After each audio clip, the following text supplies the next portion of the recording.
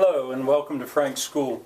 Today is going to be the last day I think that I'll talk about this trip to Portugal and Spain. For now anyway, because I'm going to reach the high water mark of the trip.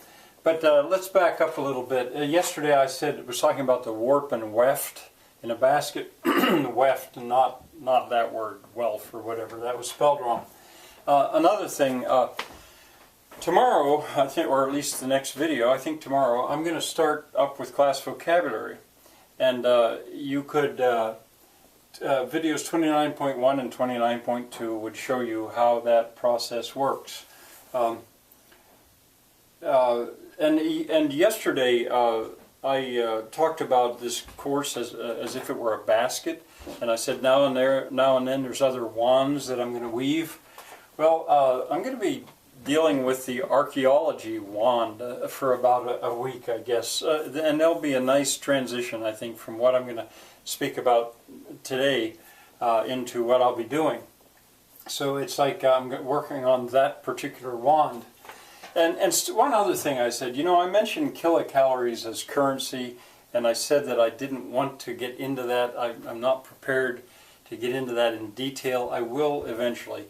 But I should maybe tell you that there's a certain morality that I attach to that. And I guess I'm not ready to go too much further than that either. All right, my subject is Xose's mill, the ruins of his mill.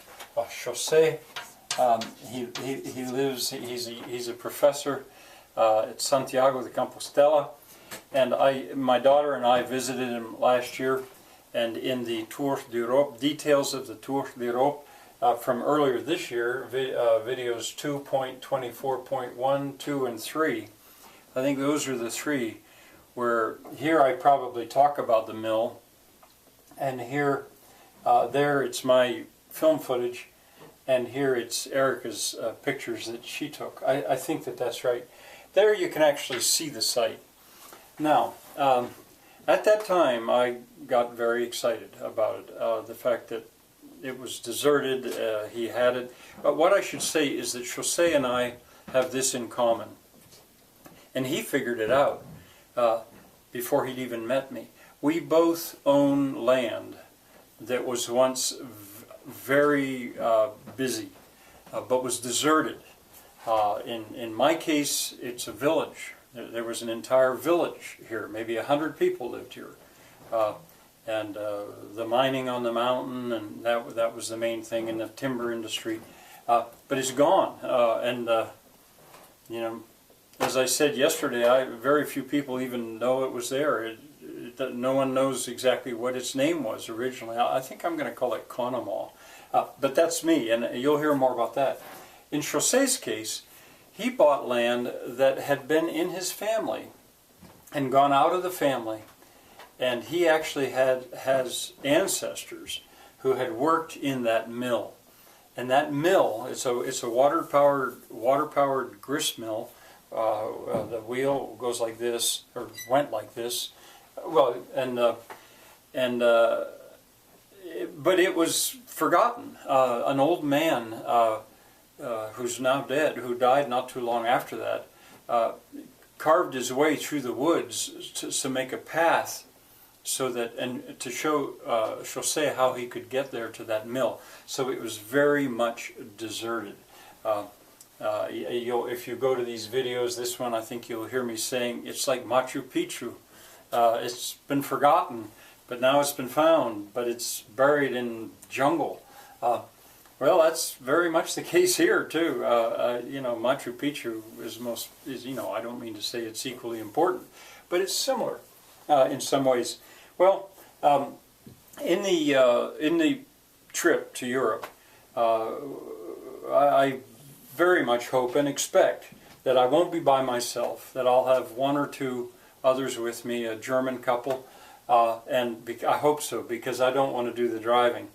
But we will drive from Lisbon all the way up to Santiago de Compostela, and there for about 3 days work at that mill site, measuring things, clearing some brush, but not too much, and and planning, because Xose and his cousins, 2 cousins who are architects, and others, he would like to do something pretty good with that mill.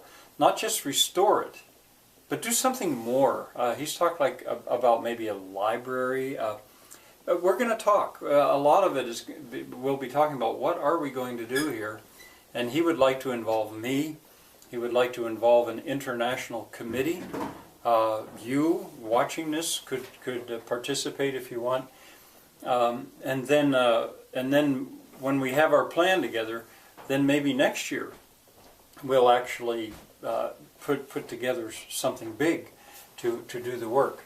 And so you'll see about that. And then after those 3 days, whoever's with me and I are going to have to hightail it back down to Lisbon to catch our flights home. So that will be the end of that European trip. Now, one other thing I guess I wanted to show you here is here are 3 books that I've had for quite a while. My sister Barbie gave them to me. She used to give me a collection of them each one of my birthdays for a while, once she knew how much I liked them. Let me start with this one. They're English books. Discovering Lost Mines. Well, I just got it out, and I started to read it again. Since I've been teaching school for 30 years full time, I had to let this go. That would apply to what is up on the mountain, which you'll be seeing in a field trip within a day or two, probably. Discovering Water Mills. Now this is also British, and that would have to do with what Xose has found, what he has there. And then especially this one, Deserted Villages. That's what is here. And I don't know if you can see that. There's an aerial photograph of a field that's been plowed and grazed, but you can see where those buildings were. And fields. And of course I will read this in great detail. Now this is all British. This is part of a series called Shire Archaeology. And I wanted to say something more about archaeology. It says here, deserted villages. There are more than 3,000 known sites of deserted villages in England. And it goes on. Well, that's in England. Here in the United States, there are not very many. I don't actually know offhand of any other, because they ended up being built over. What was here, what was in a place got leveled, raised, and then something else built there. But in this case, it was bulldozed and then tried to make it back into a farm. And that bulldozing didn't cover it all. It's reappearing. So here there is a deserted village which is reappearing. And I will be showing you that over the next few days in terms of field trips, not just one, but several. Archaeology, I did want to say that there is such a thing as historical archaeology. Archaeology is not only prehistoric stuff with stone tools and flints and digging up fossils. No, there's also historical archaeology, which tries to rediscover things from cultures that had writing. These people here, they wrote. There was writing. And there's historical evidence of this community. I know a lot of the names of the people that lived here. But when you have to actually go into the ground to find things, then you're dealing with archaeology, and that is the case here. I guess finally I'll say that over the next week or so, here's what I plan to do. I'm going to go to class vocabulary, and I will run it. Even if I don't have any words from online, I'll take it from notes of students from other times, and I'll run through a week's worth of class vocabulary. But I never used that for the entire class period when I taught. So the other half of the class period is going to be a series of field trips, not just one. I'm thinking the first one will be to show you my bis, one of my many bisses up on the mountain. And then I'm going to go up to the mine face on the mountain, the incline. And then I think I'm going to go on to make about 4 more so that I can leave a record of what I know is in the ground here. So we'll see how that goes. After that, then I'm going to turn to German and see if I can get you to love German. So that's what's coming, and we'll see how it goes. A lot depends on the weather, really, because the snow and if it's windy. But I'm not going to let that stop me. Okay, I hope to see you next time.